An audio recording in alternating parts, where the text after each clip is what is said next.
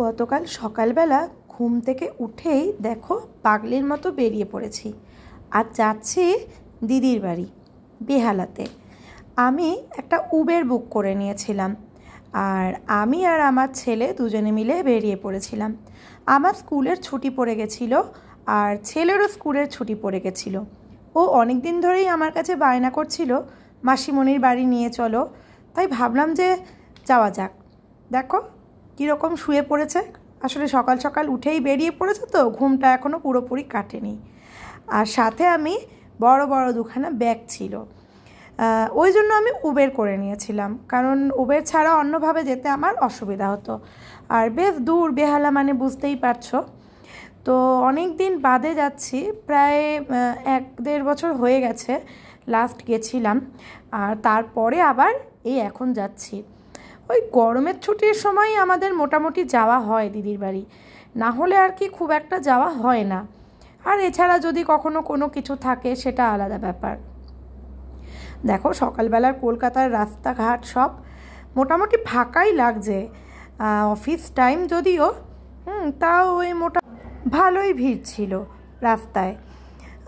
যাই হোক, বেশ ভালোই মজা করে আরামে গান শুনতে শুনতে আর সকালের রাস্তাঘাট গাছপালা দেখতে দেখতে আমরা দুই মা আর ছেলে মিলে বেরিয়ে পড়লাম। ভালোই লাগছিল, অনেক দিনের সেই একঘেয়ে ঘরোয়া লাইফের থেকে একটু বাইরে। আর দিদির বাড়ি এলে না আমাদের দুজনেরই দারুণ মজা হয়। মানে আমার তো কোনো কাজকর্ম থাকে না, সারাদিন ওই খাওয়া দাওয়া আর গল্প, ব্যাস। আর ছেলেরও তাই, পড়াশোনার কোনো ঝামেলা নেই, যদিও এবার ওকে বই খাতা নিয়েই আসতে হয়েছে, কারণ ওর অনেক হোমওয়ার্ক আছে স্কুলের। যাই হোক, দেখো আমরা ঢুকে পড়েছি মোটামুটি, আর আমার দিদির বাড়ি হচ্ছে বেহালা কদমতলাতে। আর এই যে চলে এসেছি, নেমে পড়েছি।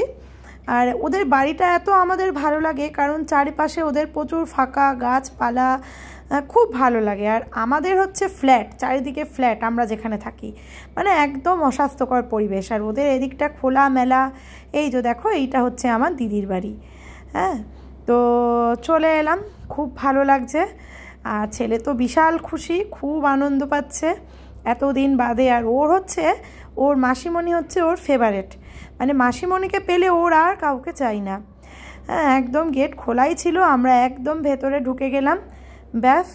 তারপরে চারিপাশটা দেখো ওদের কত সুন্দর। হ্যাঁ, এবারে গিয়ে একটু কথা ফথা বললাম, একটু গল্প গুজব করলাম আর কি, অনেক দিন বাদে। আর এই যে আমার দিদি যেই ভিডিও করছে দেখেছে, অমনি চলে গেছে চুল আঁচড়াতে যা হয় আর কি। যাই হোক, আমাদের জন্য ব্রেকফাস্ট রেডি করেছিল, আর যেতেই আমাদের ফ্রেশ হয়ে আমরা ব্রেকফাস্ট খেয়ে নিলাম একদম ঘরোয়াভাবে, একদম খাটে বসে, একদম মানে কি বলবো, মানে যেমন ভেতো বাঙালি যেমন হয়, একেবারে লুচি, পনিরের তরকারি, ডিমের কারি সব একেবারে ব্রেকফাস্ট খেয়ে। আর এই যে দিদির মেয়ে, ইনি এখনও ঘুম থেকেই উঠতে পারেনি। কিছুক্ষণ রেস্ট নিয়ে আমার ছেলে বেরিয়ে পড়েছে ওর বাগানে ঘুরতে।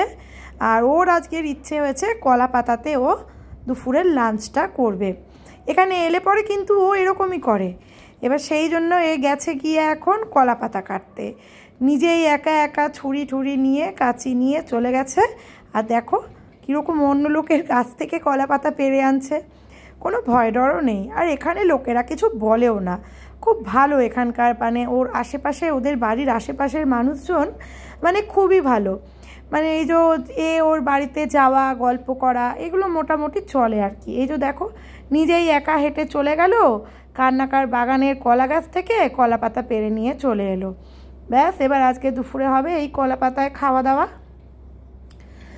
এবার দেখো বিকেল হয়ে গেছে, আমি দুপুরের ভিডিওটা আর নিতে পারিনি, তোমাদেরকে ভেবেছিলাম কলা পাতায় খাওয়াটা দেখাবো, কিন্তু আমি আর সেটা করতে পারিনি, প্রায় ভুলেই গেছিলাম বলতে পারো।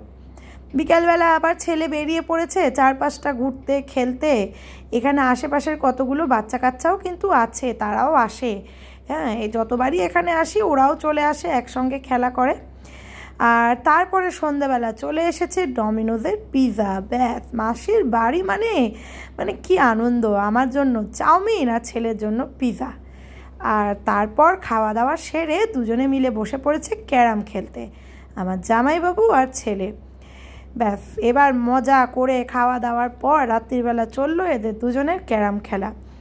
বেশ ভালো লাগে, মানে সবসময় যে একটা বদ্ধ জীবন থেকে বেরিয়ে যে এই আনন্দটা বেশ ভালো লাগে। রাত্রিরে ডিনার সেরে আবার আমরা বেরিয়ে পড়েছিলাম বাইরে ঘোরাফেরা করতে। দেখো বাইরেটা একদম ফাঁকা, সবাই মনে হয় ঘুমিয়েই পড়েছে, আর আমরা এই সময় বেরিয়েছি।